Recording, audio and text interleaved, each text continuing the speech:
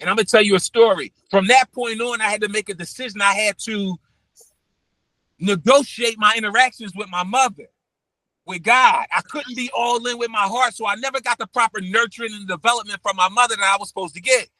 So I had a scholarship. I'm about to close this real quick on this question, and I'll let you ask the next one. I went to college on football scholarship. I was really good, best player in Philadelphia, different, because I poured all of my desire to please my mother into school, into everything, and thinking that this will make her happy, this will make her accept me. She never would accept me, but I excelled. I got a scholarship to college. You know, I was on scholarship so I could live there, but you had to leave on certain occasions, Thanksgiving, holidays, Christmas, different things. So this was the first occasion I had to leave.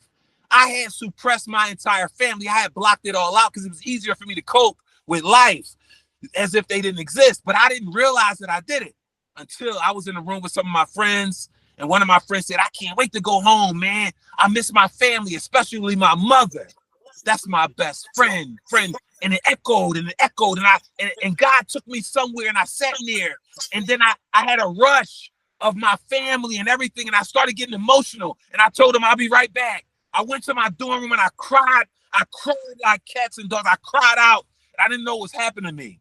God had uprooted all of the stuff I had buried and suppressed. And he said, you got to face it. I had to call my mother and ask her, can I meet with her when I came home? Because she had moved out of the house. And we had a relationship no better than an acquaintance on the street. When we see each other, like, hey, what's up? How you doing? It was no intimate. It was no love in it. When I got home, and my mother, she was always nice and different things like that. I said, Mom, hi, Mom. I thank you for meeting with me. And I went on and telling her stuff, stuff you did with me when I was 9, other stuff that happened, this. And she was like, okay. She was listening real attentive. And then I let her speak. And you know what she told me, JD? I've never done any of those things. I said, what? And something came over me, such great anger. I felt like I could have snapped her in half. I was so filled with anger and rage. And I said, what? She said, I never did none of those things. And I started crying. I said, what do you mean? And God said, leave. I left in tears and went to my room. And that's when God had his way with me. That's what he wanted. He said, now I got you where I need you. You have to forgive her. I said, I don't want to. And then I said, okay. Because I never could complain too long because I'm too close with God. So I stopped and I said, okay, God, show me how to forgive her. So he started telling me and showing me how to forgive her. And this is the deep part, and I'm gonna finish here.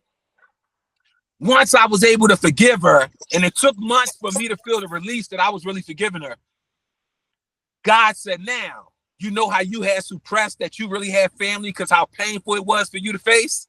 Imagine what your mom had to suppress with all that she'd been through, coming from South, dealing with this, dealing with your dad, this.